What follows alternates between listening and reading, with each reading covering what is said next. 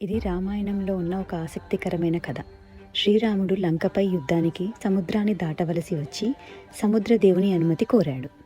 శ్రీరాముడు 3 రోజుల పాటు ప్రార్థనలు చేశాడు. కానీ సముద్రదేవుడి నుంచి ఎటువంటి స్పందన రాలేదు. దీంతో శ్రీరాముడికి తీవ్రంగా కోపం వచ్చింది.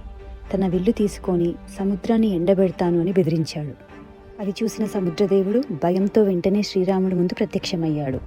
సముద్రదేవుడు క్షమాపణలు చెబుతూ ఇలా అన్నాడు: స్వామి, నా ధర్మం సముద్రంగా ఎప్పటికీ విశాలంగా లోతుగా ఉండటం. అందుకే మీరు ఇలా దాటేందుకు సహకరించలేను. కానీ నేను మీకు ఒక ఉపాయాన్ని చెప్పగలను. మీరు తేలేరాలతో ఒక వంతెన కట్టండి. నేను సముద్రాన్ని ప్రశాంతంగా ఉంచుతాను. మీరు సురక్షితంగా దాటుతారు. ఇలా రాముడి సేనకు లంక చేరేందుకు రామసేతు అనే ప్రసిద్ధ వంతెన నిర్మించబడింది. ఈ కథ మనకు రాముడి మహత్కార్యాన్ని, ఆయన శక్తిని మరియు దేవతలు కూడా రాముడిని ఎంతగా గౌరవించారో గుర్తు చేస్తుంది.